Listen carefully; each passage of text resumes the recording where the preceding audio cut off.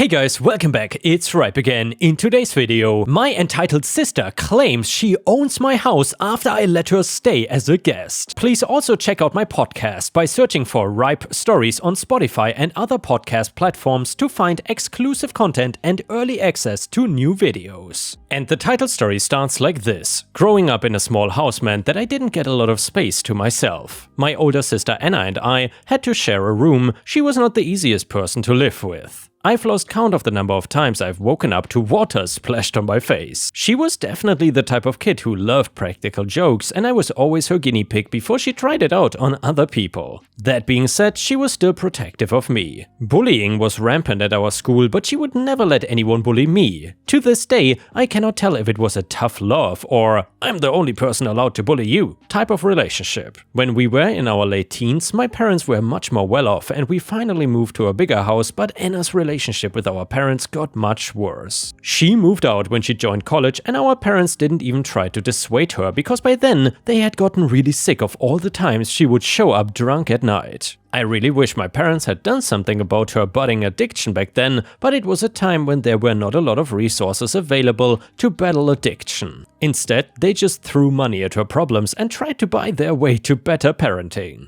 They always made sure she had all the new clothes and shoes, and they even paid the college tuition and her rent, even though she was adamant that she would rather take a loan instead of allowing herself to depend on her parents anymore. I think we all knew that she had no real intention of cutting her expenses despite what she said. 6 months into college, she dropped out. Our parents tried to get her to come back home, but she had moved in with her 28-year-old boyfriend who was clearly a drug dealer. That was the last straw for my parents, who cut her off financially. Coming from a slightly conservative Chinese family meant my parents constantly worried about what everyone in our extended family would think, so it was easier for them to just let her go rather than go out of their way to bring her back. I tried staying in contact with her, but she made it very difficult to do so. This is why it was extremely surprising that she just showed up at my doorstep 10 years later in a different city. She claimed that she was in town for the weekend due to a work thing and thought she would swing by and visit her niece. This didn't add up considering she's been unemployed her whole life and the only work she has ever done is peddle drugs. When I asked her about the 2 giant suitcases behind her, she said that it wouldn't make sense to live in a hotel when her own brother was in the same city. Well, with my daughter just turning 2, I was in no position to have a guest over, but it was my sister. I had not seen Anna in years and I still feel guilty about how I did nothing to help her addiction back then. She noticed the skepticism on my face and went on to assure me that she was clean now and has not even thought about drugs for the past 2 months. Her arms still looked like matchsticks and her collarbones jutted out, but her skin was not nearly as pale and malnourished as the last time I saw her. It seemed like she had been staying away from drugs for at least a few weeks. Well, even though I could tell she had not been sober for as long as she claimed to be, this was progress. I agreed to let her stay in the guest room considering it was just for a few days. My wife Eva was not pleased with this decision, but she didn't object to it. Anna had never liked Eva. She refused to attend our wedding, claiming I was marrying below our level because Eva was half Korean. I was hoping this would be an opportunity to fix Anna's racism as well by proving to her how amazing Eva, my wife, really was. The entire weekend went surprisingly smooth and Anna really did seem like she was sober. However, at the end of the week, she showed no signs of leaving. I didn't want to be rude, so I stayed quiet, but after a week I had to find out what was going on. I rang my parents and discovered that she had been evicted from her last studio apartment, so she showed up at my house instead.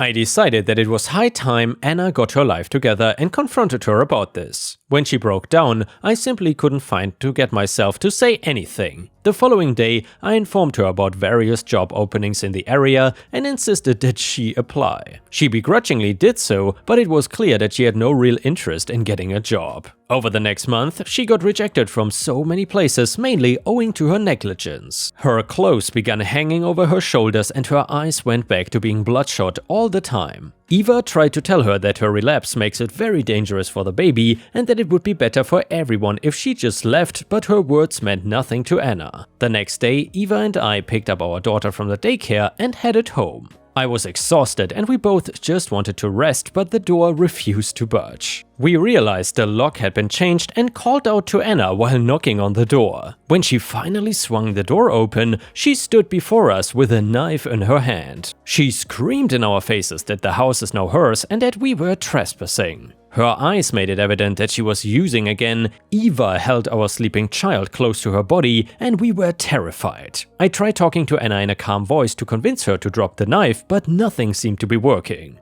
I told her I have no other option but to call the cops, but she beat me to the chase. She pulled out her phone, rang the cops and frantically claimed that strangers were trying to break into her house. She also claimed that we were threatening her. It was clear by now that she was delusional. The police spared no time in arriving. Once they reached, it was evident that we were the ones in danger and not Anna. Her bloodshot eyes and shaky hands gave away the situation. The cops noticed our toddler as well as the sharp kitchen knife in Anna's hand.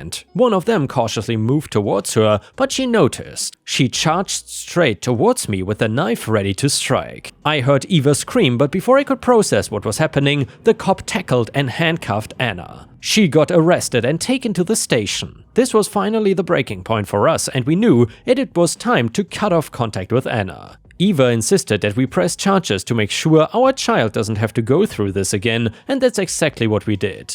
After the hearing, I was relieved that she had to go to rehab. The fact that she was hallucinating meant she also had to undergo treatment at the mental hospital. This was not how I wanted things to unfold, but at least she was finally getting the help she needed. And yeah, Ripe Stars, if you enjoyed this story, please don't forget to like the video and maybe even post a comment because that would help me tremendously. Thank you so much. And the next one is titled HOA confiscated my motorcycle for noise violation. I've always loved the feeling of freedom I get when riding my motorcycle. The wind in my hair, the open road ahead, it's exhilarating. My bike is my pride and joy. I bought it when I was 18 with money I had saved up from my part-time job and I fixed it up myself over the years. So when I came home one day to find it missing from my driveway, I was distraught. At first I thought maybe I had forgotten where I parked it or something. But after searching the street up and down, I knew something was wrong. I called the police to report it stolen and they told me to come down to the station. That is when things got even weirder. The officer sat me down and asked, "Do you live in the Palm Gardens subdivision?"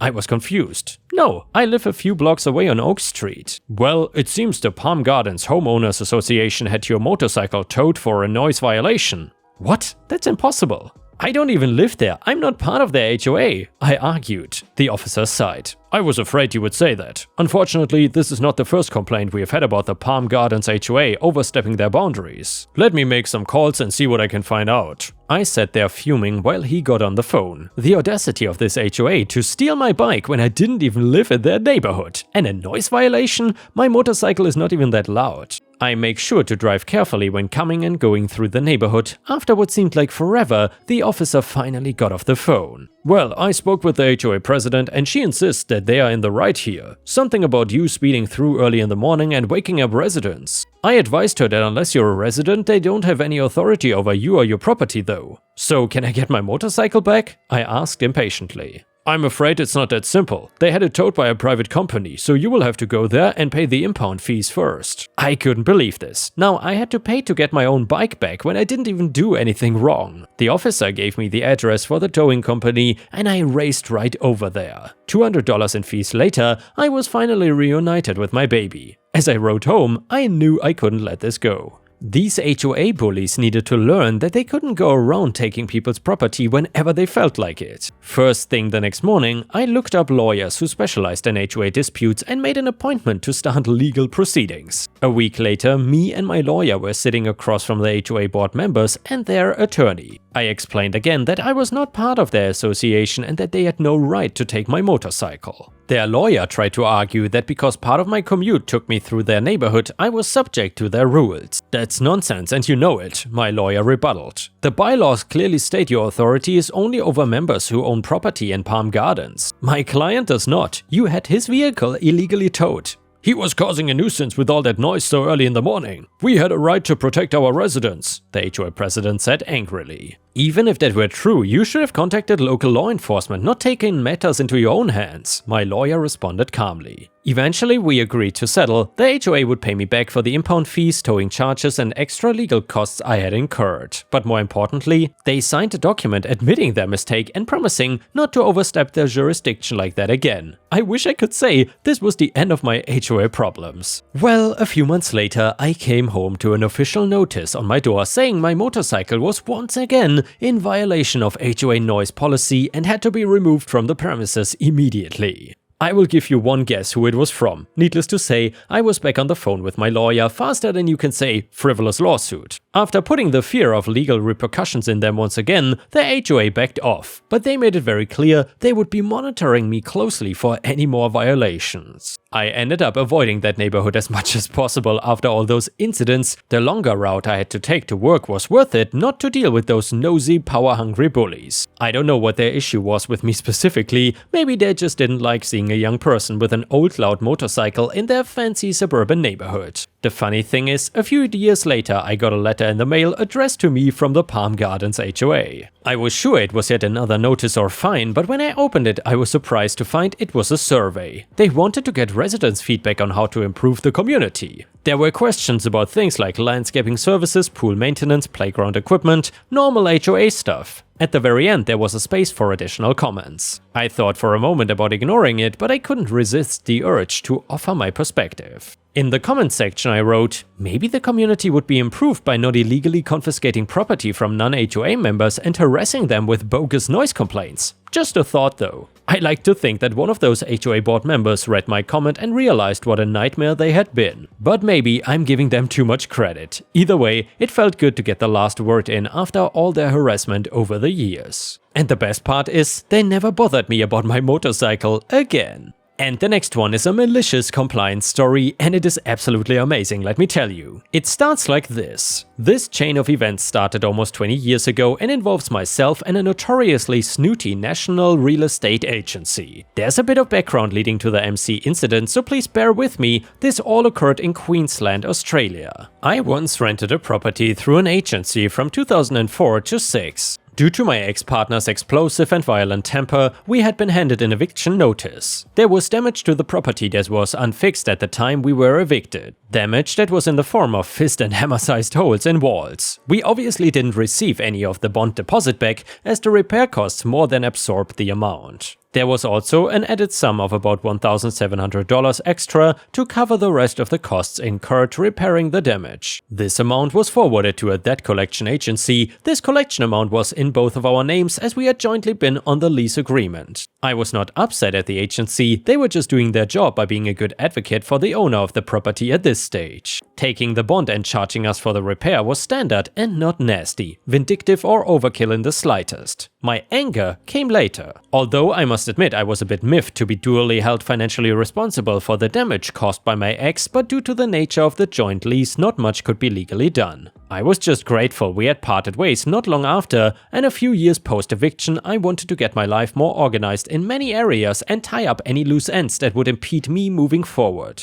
A clean slate, so to speak. So the debt issue came first. After many phone calls and some paperwork exchange plus an escalation or two, the debt collection agency finally agreed to split the $1,200 damages bill between the ex and myself. Now, I could pay off half and not be held accountable for his portion any longer. This had to be done without his consent as he refused. I'm unsure as to why, possibly hoping I would pay the whole lot to rebuild my credit rating, or most likely just to be annoying. Once I had paid off my portion of the collector's debt, I thought I was done with the whole business and the black mark against my name. Not so, unfortunately. It turned out that the state I lived in had a blacklist that real estate agency and lessors could add tenant names to. It's called the TICA list. All they needed was proof that the tenant had behaved in a bad enough manner regarding renting of a property to warrant being listed. Due to the fact that we had been evicted, the damage and also owed arrears to a debt agency for repairs, we unfortunately qualified. Being on this list made it almost impossible to rent, especially via a real estate agency. After speaking extensively with the RTA, which is a government agency, I found I was definitely eligible to have my name removed from the list, so I started taking action for this to happen.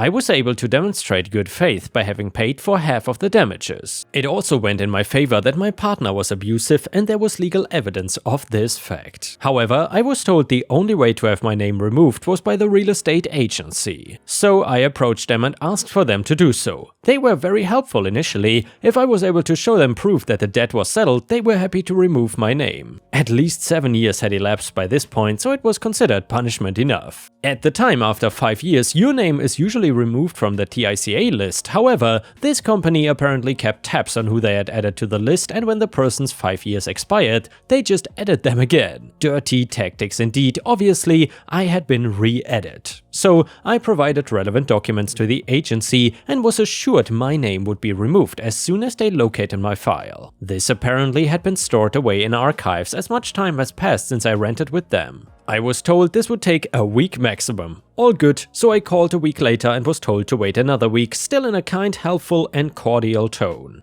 I called again after that time and was told to wait, you guessed it, another week, and this time I detected a tone of frost in the reply. So I called back more than a week later just to show patience and now was spoken to in a very haughty manner. I was informed that my request was bothersome. Being so because what I asked was not important and finding my file was a waste of their staff time. They would call me when they got around to it. I expressed how important it was personally, and then I heard the magic words, almost verbatim, "If you want us to do this so badly, we will only be forced to help you if ordered. Perhaps you should take us to court if you cannot be patient. Goodbye." String me along? Okay. Game on. I had a feeling that this was all done to avoid removing my name as they had found my file. Also that they were stalling and wanted me to stay blacklisted. But I was not backing down without a fight, and so I took their advice. I filed against them to have the matter seen in a small claims court. It cost me $35, which would be reimbursed by the agency if I won. I did not have anything to lose, and I wanted them to know that not all people will hold indefinitely or continue to be unjustly punished for longer than fair. It was listed to appear in about 4 days from filing. As soon as they received the court date paperwork, I was suddenly bombarded with phone calls.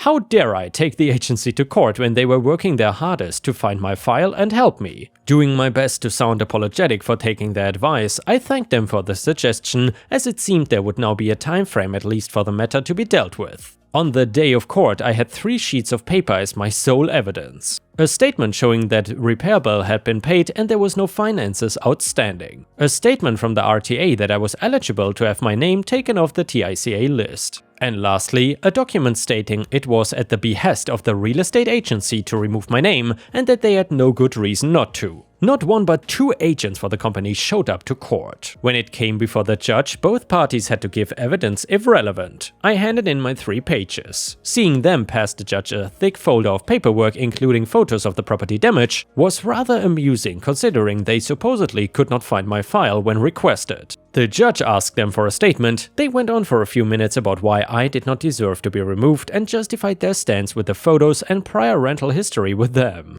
All I had to reply was that I had paid for my share of the damage, that the damage was due to my abusive ex, and that I had made restitution as much as I could regarding the matter. With no money owing, the judge then asked why I had brought it to court. I explained that the company was dragging their feet removing my name when it was a simple matter, and it wasn't necessarily fair to do so. Also, that I had called them repeatedly and waited while they found my, so hard to locate, paperwork that had somehow miraculously appeared when convenient. Also, that being on the TICA list was harmful to my future chances at renting, and also that my name had been resubmitted after dropping off the list. The judge queried them why they had added my name again. They stated it was company policy. The judge expressed agreement with my stance. I'd been punished enough, had made financial restitution, and now that my file had been located, I was not to be blacklisted anymore. Case decided in my favor. Win. The real estate agency was given 48 hours to submit proof to the court and a copy to myself that I was now off the list. Also, they had to pay for the $35 I spent taking them to court. The pair of agents walked out in a huff and were on the phone out in the hallway immediately after vacating the courtroom.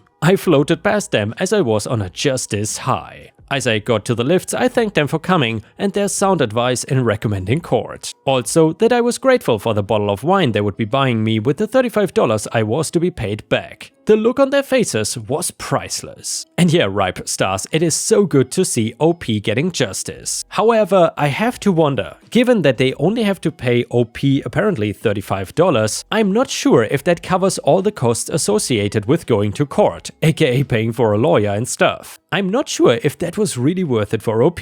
Let me know in the comments what you think about this. And with this, we have reached the end of the video. However, if you cannot get enough of my content, please check out my endless playlist, where you can find thousands of hours of content. In addition, please don't forget to subscribe to my channel to not miss any of my daily uploads. Thank you so much in advance, and I hope to see you again tomorrow.